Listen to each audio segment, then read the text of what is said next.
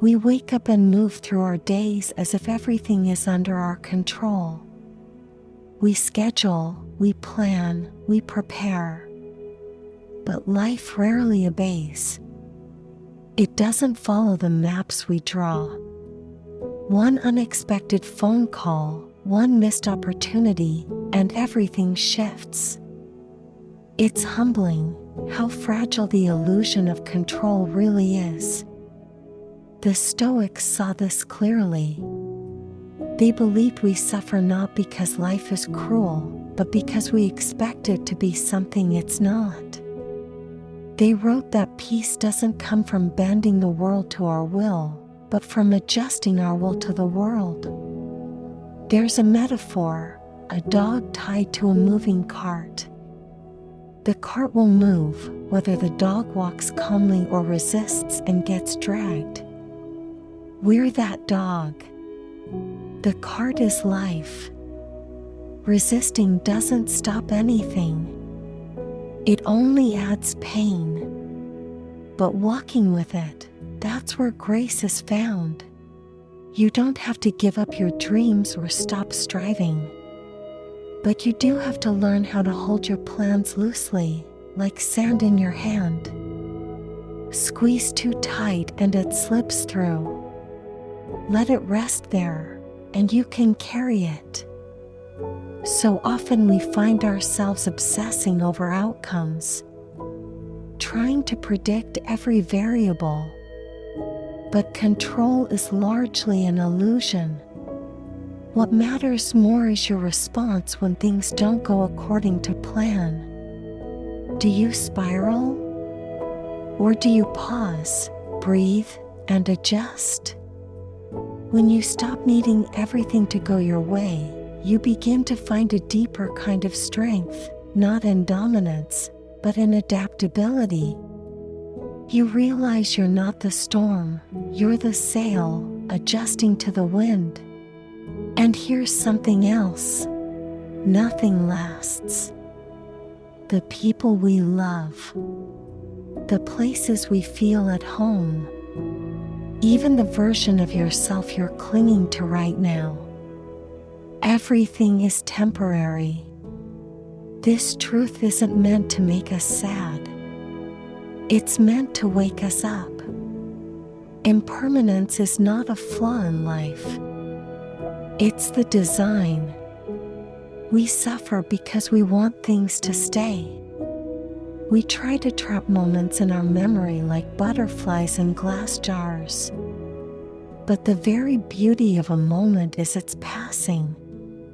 Like a song that wouldn't be as moving if it never ended. In Japanese, there's a term, wabi-sabi. It means finding beauty in imperfection, in impermanence.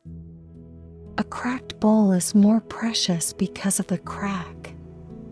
It shows a story, a life lived. And that's how we are too. Every scar, every wrinkle, every goodbye. That's life painting its masterpiece. You will lose things. You will lose people. You will even lose parts of yourself. But in that space, something new can be born. Don't cling too tightly. Instead, open your hand. Let things go when it's time. And receive what's coming, even if it's unfamiliar. Right now, stop for a second and look around. Wherever you are, just be there. We're rarely here. Not truly. We're always a few moments ahead or a few years behind. Regretting that thing you said. Worrying about something that hasn't happened. You walk, but your mind is somewhere else. This habit steals your life.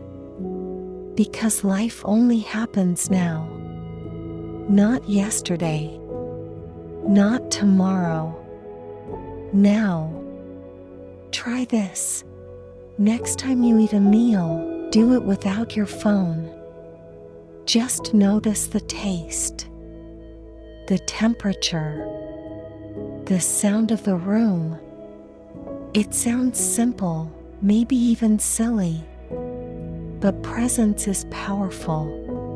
When you are present, even ordinary things become sacred. A breeze becomes a blessing. A smile becomes medicine. This is the secret most people miss. You don't need a better life. You need to be present for the one you already have. Your attention is the most valuable currency you have. Spend it wisely. And that brings us to something most people avoid their entire lives: self-reflection. Who are you beyond your job title, your relationships, your social media? Who are you when no one is watching? Most people never stop to ask. They follow a script written by society, by their parents, by fear. They chase goals they never questioned. They work jobs they don't enjoy to buy things they don't need to impress people they don't even like. But deep down, something feels off. That feeling? That's your real self knocking on the door. You don't have to throw your life away and start over. But you do need to pause and ask, is this what I want? Or is this what I was told to want? Journaling, silence, honest conversations. These are how we peel back the layers and get to the truth. And the truth isn't always comfortable, but it will set you free. You might find that you've been living for applause rather than purpose. That you've been shrinking yourself to fit into a life that was never meant for you. But it's never too late to return to yourself. You don't need to reinvent who you are. You just need to remember who you've always been. Now imagine this. You're at the end of your life. Looking back, what do you think will matter? Not your salary, not your likes or views, not how busy you were.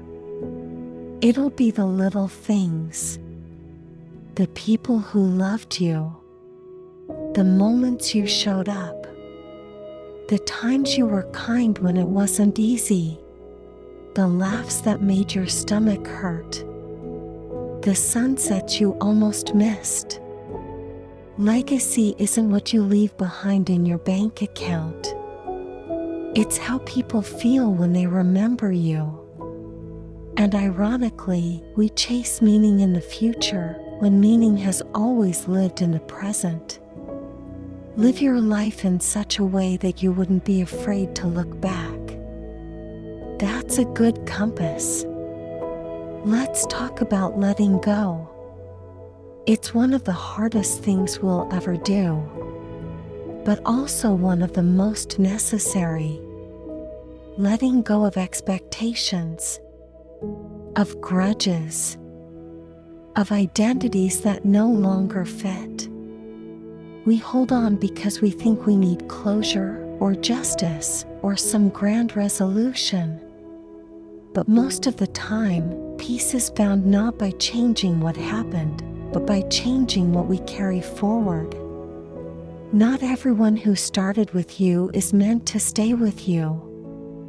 And not every chapter needs a perfect ending. Sometimes it just needs to be closed. When you learn to release with grace, you make room for healing, for growth, for new beginnings.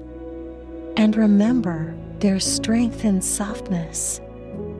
There's power in surrender.